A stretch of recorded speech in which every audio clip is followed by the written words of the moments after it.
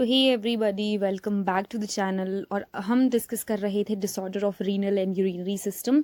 इसकी एक वीडियो मैं पहले अपलोड कर चुकी हूँ और आज सेकंड वीडियो है। जो सेकंड वीडियो है उसमें हम डिस्कस करेंगे renal stones. But renal stones हम दो पार्ट्स में करेंगे, तो रीनल स्टोन पार्ट 1 आज हम करेंगे।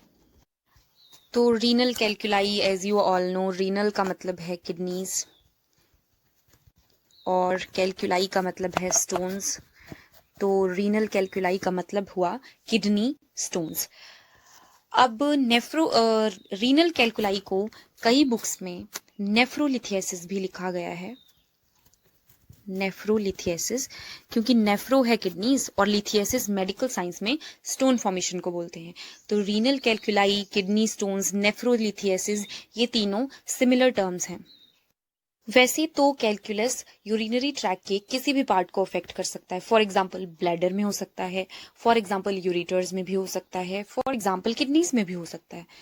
जैसे कि आप अभी इमेज में देख रहे हैं कि जैसे यहाँ पे ये ब्लैडर के अंदर स्टोन बन गया है, यहाँ पे यूरेटर्स के अंदर जो है स्टोन लॉज है। लेकिन जो मोस्ट फ्रीक्वेंट साइट है स्टोन फॉर्मेशन की, जो यूरिनरी, जो बॉडी के अंदर मोस्ट फ्रीक्वेंट साइट है, वो किडनीज है। Most frequent site of stones in body is kidneys। कई बार ये MCQ भी एग्जाम्स में पूछा जाता है कि what is the most frequent site of stone formation in body, तो आंसर वुड बी किडनी। तो इसलिए क्योंकि किडनीज मोस्ट फ्रीक्वेंट साइट हैं, तो हम रीनल कैलकुलाई को ही ज्यादा डिस्कस करते हैं। तो अब हम देखते हैं किडनी स्टोन का साइज। तो किडनी स्टोन्स किसी भी फिक्स्ड साइज के नहीं होते हैं, इनका जो साइज है वो वेरी करता है। जैसे कि आप इमेज में भी देख पा रहे होंगे कि डिफरेंट डिफरेंट साइज के स्टोन्स हैं। तो स्टोन का जो साइज है वो बहुत ही ज्यादा माइन्यूट भी हो सकते हैं, जैसे कि यूरिन में वो डिसॉल्व हो जा रहे हैं, और हो सकता है कि ऑरेंज जितने लार्ज भी हो सकते हैं, एक ऑरेंज जितना लार्ज। तो जो बहुत ही माइन्यूट डिपोजिशन है स्टोन्स, उनको हम सैंड या फिर ग्रेवल कहते हैं, सैंड या ग्रेवल। और हो सकता है बहुत लार्ज साइज के भी हों, तो वो डिपेंड करता है। फिर उसके बाद ट्रीटमेंट ऑप्शंस भी अकॉर्डिंगली वेरी करती हैं। चीज आती है वो है किडनी स्टोन के कॉजेज, क्यों होते हैं किडनी स्टोन्स। अब जो किडनी स्टोन्स हैं, ऐसा नहीं है कि वो किसी एक ही टाइप के हैं, उसके 3-4 टाइप्स हैं, तो हर एक टाइप के कॉज अलग हैं। तो हम कॉजेज और टाइप्स को साथ में कोरिलेट करके स्टडी करेंगे, तो ये थोड़ा इजी रहेगा समझने के लिए। तो सबसे पहले जो टाइप है वो है यूरिक एसिड स्टोन्स। अब जो यूरिक एसिड है वो क्या है? यूरिक एसिड एक नॉर्मल कॉन्स्टिट्यूएंट है हमारे यूरिन का। नॉर्मल रेंज में ये यूरिन में प्रेजेंट होता है, तो इट्स नॉर्मल। और ये यूरिक एसिड बनता कैसे है? जो भी हम प्यूरिन अपनी डाइट में लेते हैं, प्यूरिन रिच फूड, उस जो प्यूरिन है उसका एंड प्रोडक्ट है यूरिक एसिड। जब प्यूरिन बॉडी में मेटाबोलाइज होगा तो यूरिक एसिड बनेगा। प्यूरिन से जेंथीन, एक साइकिल है, जैसे प्यूरिन से जेंथीन बनेगा, फिर जेंथीन से यूरिक एसिड बनेगा in the presence of xanthine oxidase. तो uric acid is, you can simply remember कि एंड प्रोडक्ट है ये प्यूरिन मेटाबॉलिज्म का।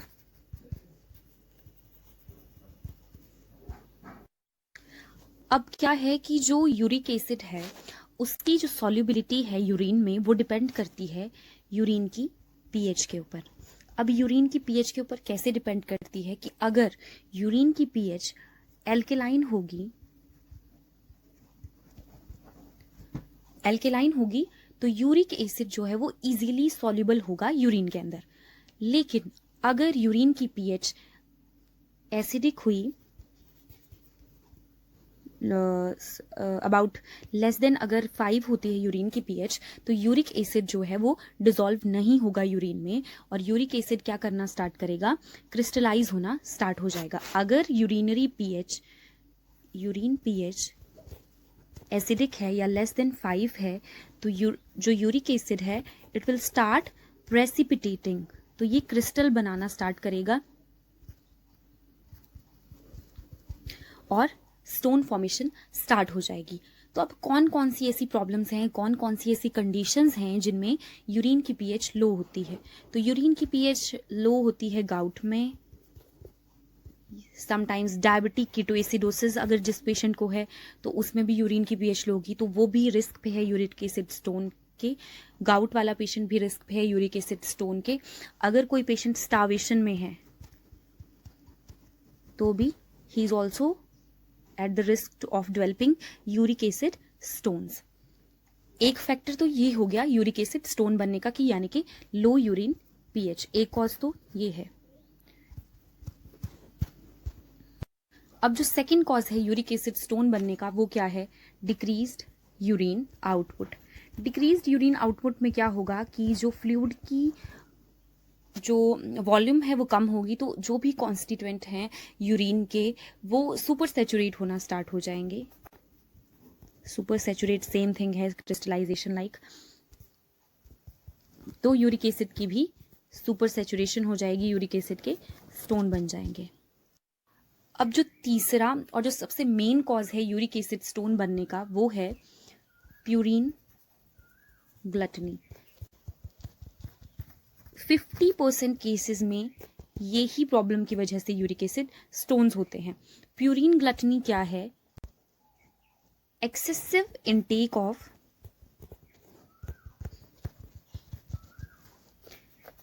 Purine rich foods. अब क्या होगा, जितना ज़्यादा हम प्यूरिन रिच डाइट लेंगे उतना ही उसका मेटाबोलाइज होकर यूरिक एसिड की कॉन्सेंट्रेशन ज़्यादा बढ़ेगी, और अगर यूरिन की पीएच लो हुई तो यूरिक एसिड स्टोन्स बन जाएंगे। अब कौन कौन सी डाइट्स हैं जिनमें प्यूरिन रिच हैं? तो सबसे पहले उसमें आता है ऑर्गन मीट। तो जिन भी पेशेंट्स को अगर यूरिक एसिड स्टोन है तो उनको ये अवॉइड करना चाहिए। सेकंड है एल्कोहल। एल्कोहल भी उन पेशेंट्स को अवॉइड करना चाहिए। सी फूड्स हो गए। हम सी फूड्स के बाद आता है स्वीट बेवरेजेस, क्योंकि उनमें फ्रक्टोज है, तो फ्रक्टोज जो है वो प्यूरिन फॉर्मेशन करता है। और रेड मीट हो सकता है, या ऐसी फूड्स जिनमें बहुत ज़्यादा फैट है, जैसे कि full fat dairy products. So dairy products, full fat dairy products और फ्राइड फूड्स जिनमें फैट ज़्यादा है, क्योंकि फैट जो है वो प्यूरिन को होल्ड करने में हेल्प करता है इनसाइड द बॉडी। तो जिन भी पेशेंट को यूरिक एसिड स्टोन्स हैं उनको ये प्यूरिन रिच डाइट जो है वो अवॉइड करनी चाहिए। अब जो सबसे इंटरेस्टिंग फैक्ट है यूरिक एसिड स्टोन के बारे में, और जो बहुत ज़्यादा कॉम्पिटिटिव एग्जाम्स में भी पूछा गया है, कि जो यूरिक एसिड स्टोन्स हैं वो रेडियोल्यूसेंट होते हैं। रेडियोल्यूसेंट का मतलब क्या है कि वो they do not show up on x-ray, वो एक्सरे में अपीयर नहीं होते हैं, डू नॉट अपीयर। तो ये बहुत सारे कॉम्पिटिटिव एग्जाम्स में नर्सिंग रिलेटेड में पूछा जाता है कि कौन से ऐसे स्टोन्स हैं जो एक्सरे में हमें अपीयर नहीं होंगे, तो वो uric acid stone would be the answer to that question. अब जो नेक्स्ट टाइप ऑफ स्टोन है हमारे पास वो है स्ट्रूवाइट स्टोन। तो जो स्ट्रूवाइट स्टोन है उनको इन्फेक्शियस स्टोन भी कहते हैं, इन्फेक्शियस स्टोन्स, और इनको कई बार ट्रिपल स्टोन्स भी कहते हैं। तो ये एक इम्पॉर्टेंट क्वेश्चन है कि कई बार एमसीक्यूज में ये पूछा जाता है कि which stones are known as infectious stones. The answer would be struvite stone. अब इनको क्यों ऐसा कहा जाता है, क्यों इनको इन्फेक्शियस और ट्रिपल स्टोन्स कहते हैं, वो भी मैं आपको बताऊंगी। तो जिन भी पेशेंट्स को यूटीआई होता है उन्हीं में हमें स्ट्रूवाइट स्टोन्स देखने को मिलते हैं। तो क्योंकि स्ट्रूवाइट स्टोन एसोसिएटेड हैं यूटीआई के साथ, इसीलिए इनका नाम जो है इन्फेक्शियस स्टोन्स भी है।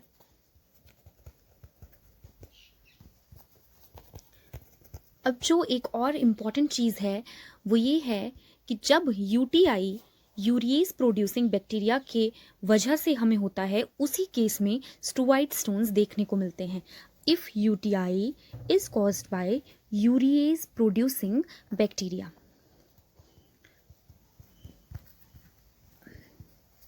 अब वो बैक्टीरिया कौन कौन से हैं, उसमें आता है प्रोटियस, स्यूडोमोनास, क्लेब्सिएला, स्टेफाइलोकोकस और माइकोप्लाज्मा। तो होता क्या है, मैकेनिज्म क्या है कि ये जो बैक्टीरिया हैं वो यूरिएज एक एंजाइम प्रोड्यूस करते हैं। तो जो यूरिन में यूरिया है वो यूरिएज की प्रेजेंस में अमोनिया और कार्बन डाइऑक्साइड में कन्वर्ट हो जाएगा। यूरिया से अमोनिया बन गई। अब ये अमोनिया जब यूरिन में कैल्शियम, मैग्नीशियम और फॉस्फेट के कांटेक्ट में आएगी इन द प्रेजेंस ऑफ वाटर, तो ये बनाएगी स्ट्रूवाइट को। और स्ट्रूवाइट जो है वो वाटर में सॉल्युबल नहीं है, इसकी वजह से वो क्रिस्टलाइज होके स्टोन्स बना देगा। अब ये तो आप लोगों को पता चल गया कि इनको इन्फेक्शियस स्टोन्स क्यों कहते हैं। अब मैंने सेकंड चीज़ बोली थी कि इनको ट्रिपल स्टोन्स भी कहा जाता है। तो ट्रिपल स्टोन्स इनको क्यों कहते हैं, क्योंकि इसमें 3 केटायंस प्रेजेंट हैं और 1 एनायन प्रेजेंट है। इसका जो केमिकल स्ट्रक्चर है उसमें 3 केटायंस और 1 एनायन प्रेजेंट है, तो 3 केटायन की वजह से इसको ट्रिपल स्टोन कहा जाता है। अब वो 3 केटायंस और 1 एनायन कौन है? जो केटायन है वो है मैग्नीशियम, अमोनियम और कैल्शियम, और जो एनायन है वो है फॉस्फेट। अब जो नेक्स्ट टाइप ऑफ स्टोन्स हैं वो हैं सिस्टीन स्टोन्स। तो अब सिस्टीन स्टोन्स जो हैं बहुत ही रेयर होते हैं, ये नॉर्मली नहीं प्रेजेंट होते हैं, क्योंकि ये एक बहुत ही रेयर डिसऑर्डर के साथ एसोसिएटेड हैं जो कि है सिस्टीन्यूरिया। अब सिस्टीन्यूरिया नाम से ही आपको क्लियर हो रहा होगा कि जब यूरिन में सिस्टीन प्रेजेंट होगा। सिस्टीन बेसिकली एक अमीनो एसिड है, तो जब इसका अमाउंट यूरिन में बहुत ज़्यादा हो जाता है तो ये प्रेसिपिटेट होना स्टार्ट हो जाता है और it give rise to cystine stones. ये ज़्यादा कॉमन नहीं है।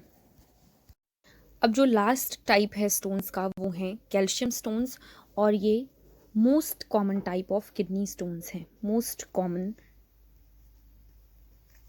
Renal stones. अब जो कैल्शियम स्टोन्स हैं वो भी 2 टाइप के होते हैं, calcium oxalate and calcium phosphate. तो first of all we will discuss calcium oxalate. तो जो कैल्शियम ऑक्सलेट है ये क्या है कि ऑक्सलेट बेसिकली हमारी डाइट में प्रेजेंट होता है, और कैल्शियम क्या करता है, कैल्शियम ऑक्सलेट के साथ बाइंड होता है और इसकी प्रिवेंट करता है इसकी एब्जॉर्प्शन को इन द इंटेस्टाइन। अब क्या होगा कि कैल्शियम अगर नॉर्मल रेंज में होगा बॉडी में तो कैल्शियम ऑक्सलेट स्टोन नहीं बनेंगे। बहुत सारे लोग नाम देख के ये सोच लेते हैं कि कैल्शियम ज़्यादा होने से और ऑक्सलेट भी ज़्यादा होने से कैल्शियम ऑक्सलेट स्टोन बनते हैं, बट ऐसा नहीं है। अगर कैल्शियम बॉडी में नॉर्मल रेंज में है तो कैल्शियम ऑक्सलेट स्टोन नहीं बनेंगे। अगर कैल्शियम बाय द वे कम है तब कैल्शियम ऑक्सलेट स्टोन बन सकते हैं। अब वो ऐसा क्यों होगा, क्योंकि कैल्शियम ऑक्सलेट के साथ बाइंड करता है और इसकी एब्जॉर्प्शन को प्रिवेंट करता है इंटेस्टाइन से। तो अगर कैल्शियम कम होगा तो ऑक्सलेट इंटेस्टाइन में एब्जॉर्ब हो जाएगा और बॉडी के थ्रू सर्कुलेट होके किडनीज के पास चला जाएगा। तो अब जब किडनीज के पास ज़्यादा ऑक्सलेट चला जाएगा तो वो क्रिस्टलाइज हो जाएगा। तो अब क्या होगा कि कैल्शियम क्या है, इंटेस्टाइन में इसके एब्जॉर्प्शन को प्रिवेंट करता है और इसको रिमूव करा देता है थ्रू इंटेस्टाइन। तो इस केस में हमें स्टोन फॉर्मेशन के चांसेस नहीं हैं। तो इसलिए जिस भी पेशेंट को कैल्शियम ऑक्सलेट स्टोन होते हैं हम उसको कैल्शियम रिस्ट्रिक्ट करने के लिए नहीं बोलते, हम उसको कहते हैं कि वो नॉर्मल रेंज में कैल्शियम खाता रहे, बट उसको ऑक्सलेट रिच फूड को अवॉइड करने को बोलते हैं। अब ऑक्सलेट रिच फूड में क्या आता है, इसमें आते हैं बीन्स। तो आपने सुना भी होगा बहुत सारे पेशेंट को डॉक्टर्स ने एडवाइस किया होता है कि बीन्स, बीटरूट, ये सब चीज़ें आपने नहीं खानी, क्योंकि ये चीज़ें, स्पिनच हो गया, स्वीट पोटैटोज एंड स्ट्रॉबेरीज, ये सब चीज़ें ऑक्सलेट रिच हैं। इसलिए जिन भी पेशेंट को स्टोन्स हैं तो हम उनको अवॉइड करने को बोलते हैं ये चीज़ें, बट कैल्शियम उसको एडिक्वेट अमाउंट में लेना है। नेक्स्ट जो इसका टाइप है वो है कैल्शियम फॉस्फेट स्टोन्स। तो कैल्शियम फॉस्फेट स्टोन्स जो हैं वो देखे जाते हैं मोस्टली हाइपर पैराथायरॉयडिज्म में या फिर रीनल ट्यूबुलर नेक्रोसिस में। हाइपर पैराथायरॉयडिज्म में क्या होगा कि जो पैराथॉर्मोन है वो कैल्शियम के लेवल को ब्लड में इंक्रीज़ करता है। और सेकेंडली इसका फॉस्फेट्यूरिक इफेक्ट होता है, यानी कि ये फॉस्फेट को यूरिन के थ्रू एक्सक्रीट कराता है। तो जब जो हाइपर पैराथायराइडिज्म है, मतलब जो पैराथॉर्मोन है उसका लेवल राइज है बॉडी में, तो कैल्शियम ज़्यादा होगा और फॉस्फेट भी एक्सक्रीट आउट होगा ज़्यादा अमाउंट में। तो इनके ये अगर ज़्यादा अमाउंट में होंगे तो क्रिस्टलाइज होके स्टोन्स बन सकते हैं। तो जो किडनी स्टोन के टाइप्स थे वही डिस्कस कर लिए हमने, और अब जो इसके सिम्टम्स और इसकी ट्रीटमेंट ऑप्शंस हैं वो नेक्स्ट वीडियो में डिस्कस करेंगे, because video is quite long now. And thank you for clicking to the video, and do not forget to like, share and subscribe. Thank you so much.